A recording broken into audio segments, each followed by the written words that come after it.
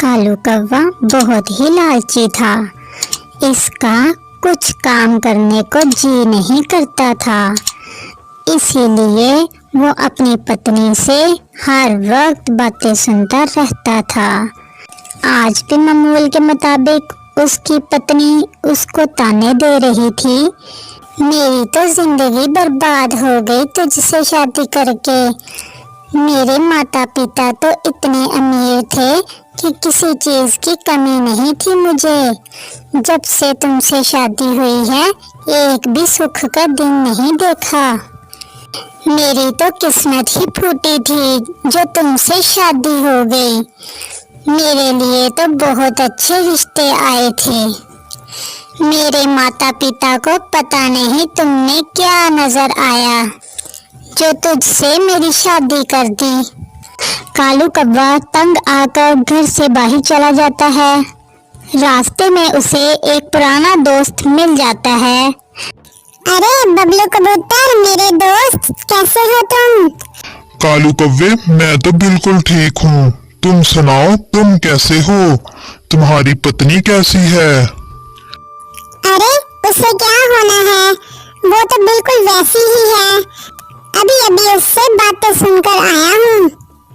हा, तुम दोनों के झगड़े अभी तक खत्म नहीं हुए? अरे नहीं, पैसे होंगे तो लड़ाई झगड़ा खत्म होगा ना। उसको तो बस पैसा चाहिए, पैसा। जिस दिन मेरी जेब में पैसा आ गया तो हमारा लड़ाई झगड़ा खत्म हो जाएगा। अरे कालू, तो तुम्हारी पत्नी क्या गलत कहती है? तुम्हें कोई कारोबार तो करना ही चाहिए ना। पैसे की जरूरत तो हर किसी को है। वो तो तुम्हारी पत्नी है, उसको पैसे की जरूरत होगी ना। अरे वो सब तो ठीक है, लेकिन बबलू मैं भी क्या करूं? मेरे पास तो ना तालीम है और ना ही इतना पैसा कि कोई कारोबार शुरू कर लूं। अब मैं बेचारा क्या कर सकता हूं?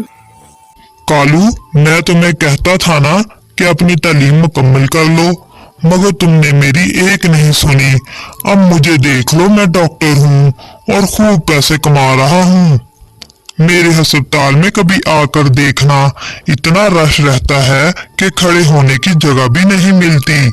मैं तो दिन में 3-4 घंटे काम करके खूब पैसा कमा लेता हूँ। अरे वाह बबलू भैया, तुम्हारी तो मौज है मौज। तुम सही कह रहे हो, मुझे भी पढ़ लेना चाहिए था। अच्छा कालू मेरे दोस्त, मैं चलता हूँ। अस्पताल में बहुत रश होगा। मैं ज्यादा देर यहाँ तुमसे बातें नहीं कर सकता। किसी दिन चक्कर लगाऊंगा तुम्हारी तरफ। अब मैं चलता हूँ।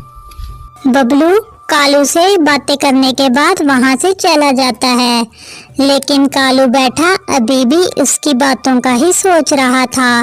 वो सोच रहा था कि अस्पताल वाला डॉक्टर तो इतना पैसा कमाता है। अरे ये अस्पताल वाले डॉक्टर तो लगता है बहुत ही ज्यादा पैसा कमाते हैं।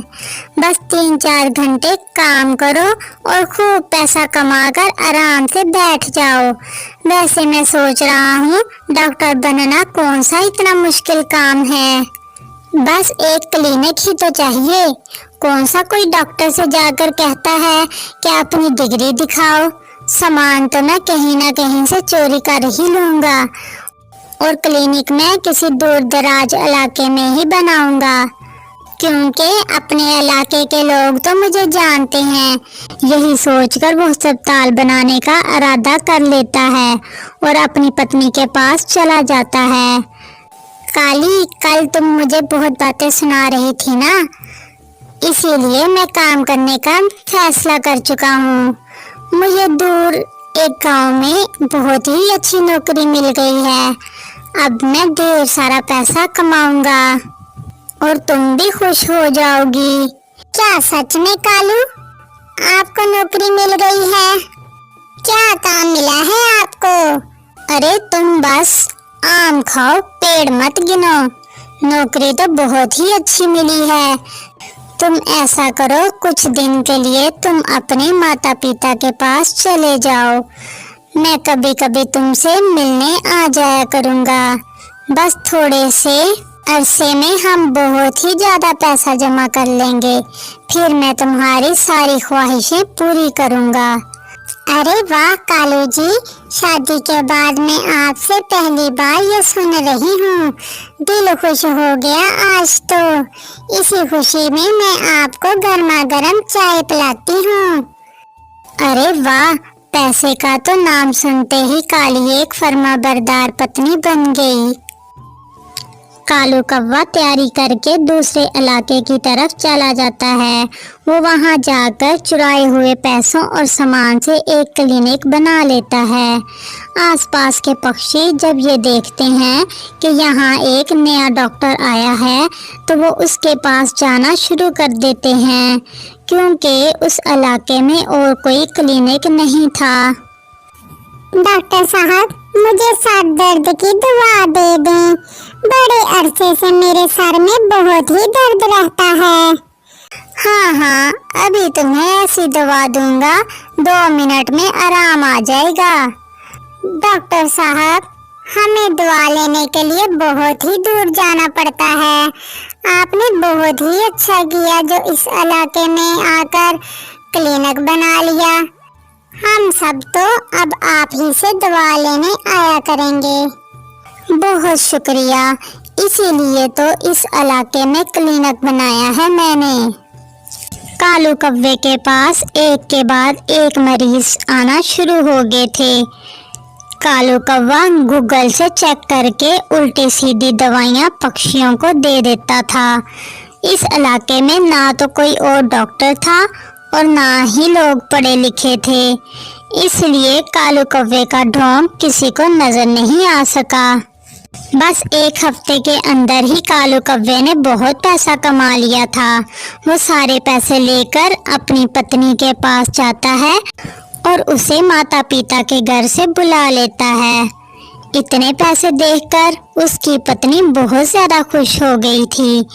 कालू जी, इतना पैसा तो मैंने कभी ख्वाब में भी नहीं देखा।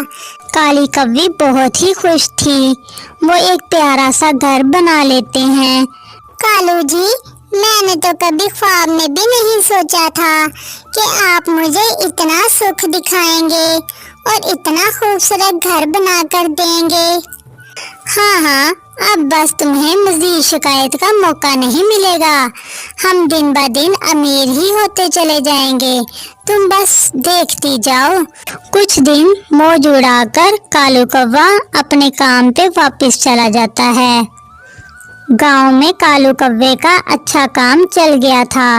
इत्तेफाक से कुछ पक्षियों को कालू की दवा से आराम भी आ गया था, इसलिए गांव में दूर दूर तक कालू कौवे का नाम फैल चुका था। बबलू कबूतर की खाला उसी गांव में रहती थी। बबलू अपनी खाला से मिलने आया हुआ था। खाला, मैं सोच रहा हूँ इस गांव में भी एक अस्पताल बना दूं। यहाँ तो कोई अस्पताल नहीं है ना, लोगों को बहुत ही फायदा हो जाएगा। अरे बबलू बेटा, यहाँ एक नया क्लिनिक बना है। वो डॉक्टर बहुत ही सियाना है। उसकी दवा से काफी पक्षियों को आराम भी आया है। मैं भी उससे दवा लेकर आई हूँ, मैंने अभी तक खाई नहीं।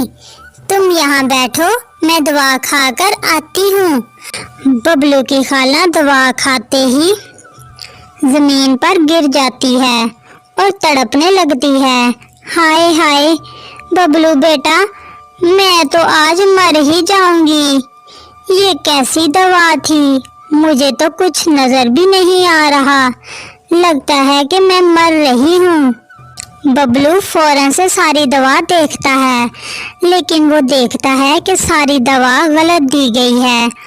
वो अपनी खाला को फौरन से सही दवा देता है, जिससे उसकी तबीयत कुछ बेहतर हो जाती है। खाला, ये डॉक्टर तो मुझे जाली लगता है, जिसने आपको सारी दवाएं गलत दी हैं। अरे बबलू बेटा, मुझे क्या पता ये असली डॉक्टर है या नकली। मैंने तो लोगों से सुना हुआ था और जाकर दवा ले आई। चलो मैं तुम्हें इसके पास लेकर जाती हूँ। बबलू की खाला उसको कालू कौवे के पास लेकर जाती है। बबलू उसको देखकर ही पहचान लेता है। अरे कालू के बच्चे, तुम कब डॉक्टर बन गए? मैट्रिक तो तूने पास किया नहीं और तू लोगों की जान के साथ खेल रहा है। तुझे ये सब करते हुए शर्म नहीं आती? मेरी खाला आज मरते मरते बची है। तूने पता नहीं कितने पक्षियों को ऐसी दवाएं दी हैं। कालू कौवे को तो कुछ समझ नहीं आ रही थी कि वो क्या कहे, इसलिए वो बहाने बनाना शुरू कर देता है। अरे तुम कौन हो? मैं तो तुम्हें नहीं जानता। तुम्हें कोई गलतफहमी हुई है।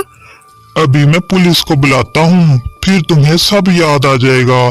पुलिस का नाम सुनते ही कालू कौवा डर कर बोलने लगा।